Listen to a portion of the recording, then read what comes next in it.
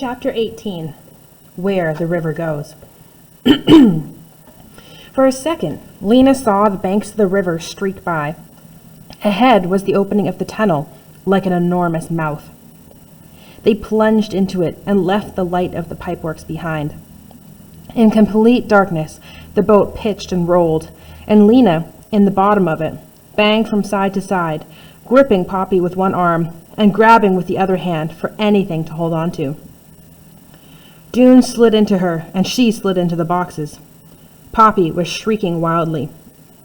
"Dune!" Lena shouted, and he shouted back, "Hold on! Hold on!" But she kept losing her grip on the edge of the boat and being flung sideways. She was terrified that Poppy would slam into the metal bench or be torn from her arms and tossed into the river. The boat hit something and shuddered, then raced on. It felt like being swallowed, this rushing through the dark, with the river roaring like 1,000 voices. Lena's legs were tangled with Dune's, and Poppy's arms were so tight around her neck that she could hardly breathe. But it was the dark that was most terrible, going so fast into the dark. She closed her eyes. If they were going to smash into a wall or plunge into a bottomless hole, there was nothing she could do about it. All she could do was hold tight to Poppy. She did that for what seemed a long time. And then at last the current slowed, and the boat stopped thrashing about so wildly. Lena managed to sit up, and she felt Dune moving too. Poppy's shrieks turned to whimpers. The darkness was still complete, but Lena sensed space above and around her. Where were they? She had to see. "Dune," she said, "are you all right? Can you find us a candle?" "I'll try," Dune said. She felt him scramble past her to the back of the boat, and she heard a scrape as he pulled a box out from its place under the bench. "Can't find the latch," Dune said. Then a second later, "There, I've got it. This is the matches, so this one must be candles." More scraping and banging. The boat lurched. Lena slid forward. Dune slid too and slammed into her back. He gave a yell of rage. "Drop the match. Hold on, I almost had it." Long seconds of scrambling and clattering. Then a light flared up, and Dune's shadowed face appeared above it. He touched the match to a candle, and the light grew steadier. It was only a small flame, but it cast glints of light on the tunnel walls and the silky surface of the water. The tunnel had an arched ceiling, Lena saw, like the tunnels of the pipeworks, but it was much wider than those tunnels. The river ran through it like a moving road. "Can you light another?" Lena asked. Dune nodded and turned back to the boxes, but once again the boat struck something, causing a spray of water to slap into them and put the candle out. It was several minutes before Dune managed to light it again, and more before he finally had two burning at once. He jammed one of them into a space between the bench and the side of the boat, and he held the other in his hand. His hair was flattened against his forehead and dripping. His brown jacket was torn at the shoulder. "That's better," he said. It was better. Not only did they have light to see by, but the current was slower, and the boat sailed more smoothly. Lena was able to unwrap Poppy from her neck and look around. Ahead, she could see that the tunnel curved. The boat swung into the curve, banged against the wall, straightened itself, and sped on. "Hand me a candle, too," she said. Dune gave Lena the candle he was holding and lit another. They found places to wedge all three candles into the frame of the boat, so they could keep their hands free. For a while they rushed along almost silently, the river having become nearly as smooth as a sheet of glass. Then suddenly the current slowed even more, and the tunnel opened out. "We've come into a room," said Lena. Far overhead arched a vaulted ceiling. Columns of rock hung down from it, and columns of rock rose from the water too.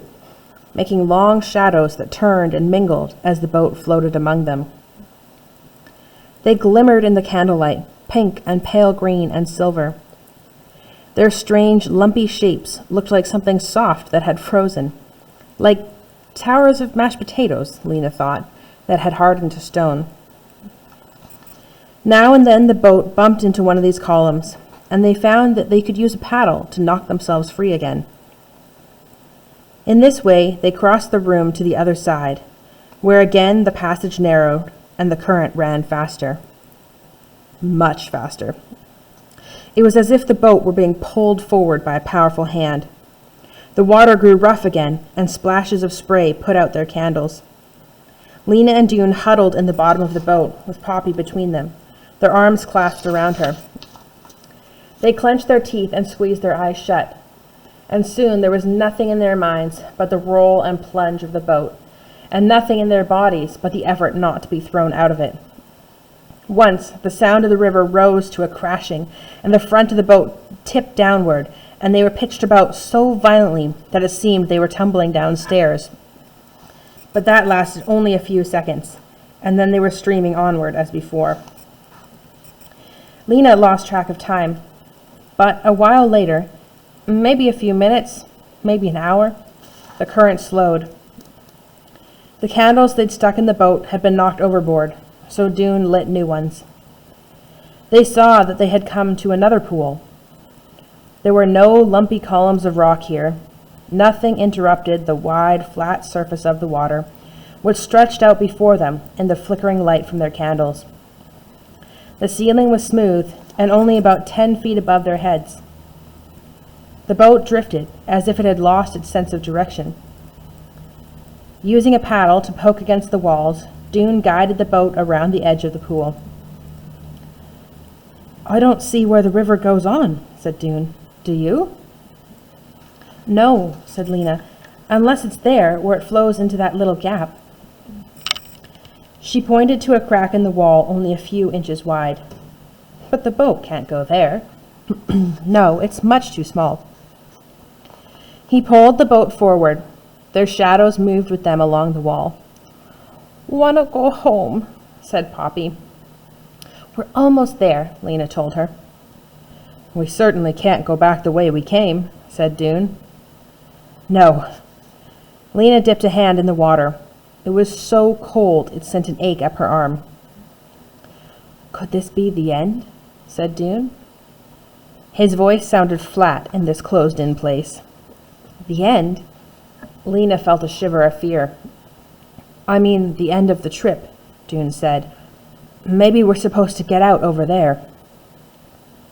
He pointed to a wide expanse of rock that sloped back into the darkness on one side of the pool. Everywhere else, the walls rose straight out of the water. He pulled the boat over to the rock slope. The boat scraped bottom here. The water was shallow. "I'll get out and see if this goes anywhere," said Lena. "I want to be on solid ground again, anyway." She handed Poppy to Dune and stood up.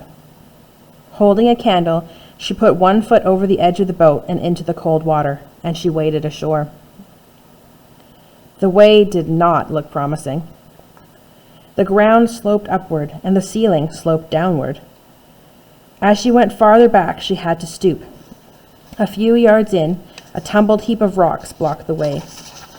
She inched around them, turning sideways to squeeze through the narrow space, and crept forward, holding the candle out in front of her. "This goes nowhere," she thought. "We're trapped." But a few steps farther along, she found she could stand up straight again. And a few steps beyond that, she turned a corner, and suddenly the candlelight shone on a wide path with a high ceiling and a smooth floor. Lena gave a wild shout. "Here it is!" she cried. "It's here! There's a path!" Dune's voice came from far away. She couldn't tell what he was saying. She made her way back toward the boat, and when it came in sight, she yelled again, "I found a path! A path!" Dune scrambled out and waded ashore, carrying Poppy. He set her down, and then he and Lena took hold of the boat and hauled it as far as they could up the slope of the rock. Poppy caught the excitement. She shouted gleefully, waving her fists like little clubs, and stomped around, glad to be on her feet again. She found a pebble and plunked it into the water, crowing happily at the splash it made. "I want to see the path," said Dune. "Go up that way," Lena told him, "and around the pile of rocks. I'll stay here and take things out of the boat." Dune went, taking another candle from the box in the boat. Lena sat Poppy down in a kind of nook formed by a roundish boulder and a hollow in the wall. "Don't move from here," she said. Then she pulled Dune's bundle from under the seat of the boat. It was damp, but not soaked. Maybe the food inside would still be all right. She was hungry all of a sudden. She'd had no dinner, she remembered. It must be the middle of the night by now, or maybe even morning again. She carried Dune's bundle ashore, along with the boxes of candles and matches. And as she set them down, Dune came back. His eyes were glowing, the reflection of a tiny flame dancing in each one. "That's it for sure," he said. "We've made it." Then his eyes shifted. "What's Poppy got?" he asked. Lena whipped around. In Poppy's hands was something dark and rectangular. It wasn't a stone. It was more like a packet of some kind. She was plucking and pulling at it. She lifted it to her mouth as if to tear it with her teeth, and Lena jumped to her feet. "Stop!" she shouted. Poppy, startled, dropped the packet and began to cry. "It's all right, never mind," Lena said, retrieving what Poppy had been about to chew on. "Come and have some dinner now. Hush, we're going to have dinner. I'm sure you're hungry." In the light of Dune's candle, with Poppy squirming on Lena's lap, they examined Poppy's find. The packet was wrapped in slippery greenish material and bound up with a strap. It wasn't wrapped very well. It looked as if someone had bundled it up quickly. The material was loose and blotched with whitish mold. Lena edged the strap off carefully. It was partly rotten. On the end of it was a small square buckle covered with rust. She folded back the wrapping. Dune took a sharp breath. "It's a book," he said. He moved his candle closer, and Lena opened the brown cover. The pages inside had faint blue lines across them, and someone had written along these lines in slanted black letters, which were not neat like the writing in the library books, but sprawling, as if the writer had been in a hurry. Dune ran his finger under the first line. It says, "They tell us we learn? No, leave. They tell us we leave tonight." He looked up and met Lena's eyes. "Leave?" said Lena. "Leave from where?" "From Ember?" Dune asked. "Could someone have come this way before us? Or was it someone leaving the other city?" Dune looked down at the book again. He riffled through the pages. There were many of them. "Let's save it," said Lena.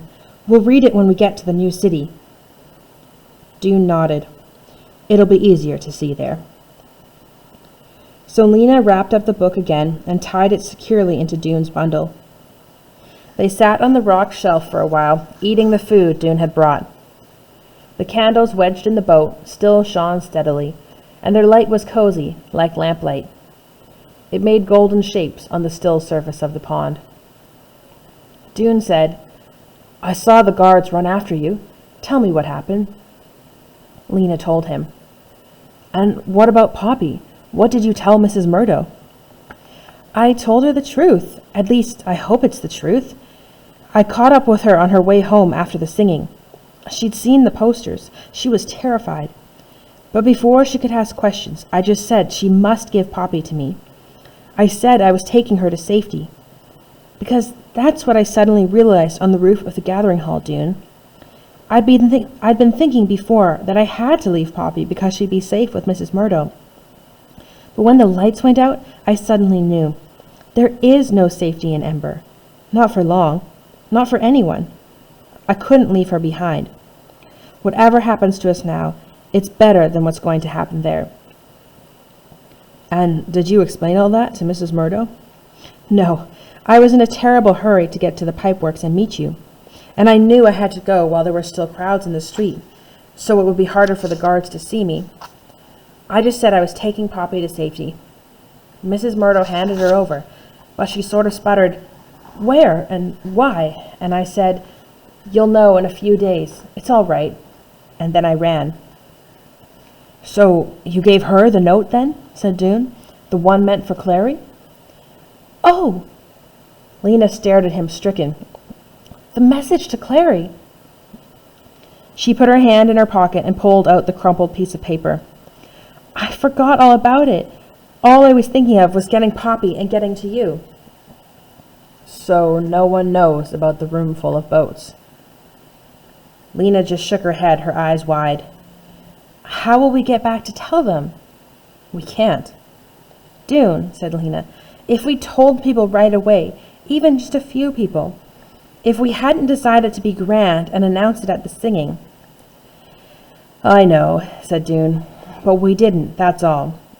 We didn't tell, and now no one knows." "I did leave a message for my father, though." He told Lena about pinning his last-minute message to the kiosk in Silverton Square. "I said we'd found the way out and that it was in the pipeworks, but that's not much help." "Clary has seen the instructions," Lena said. "She knows there's an egress. She might find it." Or she might not. There was nothing to be done about it, and so they put the supplies back into Dune's pillowcase and got ready to go. Lena used Dune's rope to make a leash for Poppy. She tied one end around Poppy's waist and the other around her own. She filled her pockets with packs of matches, and Dune put all the remaining candles in his sack, in case they arrived in the new city at night. He filled his bottle with river water, lit a candle for himself and one for Lena, and thus equipped, they left the boat behind and crept up the rocky shelf to the path.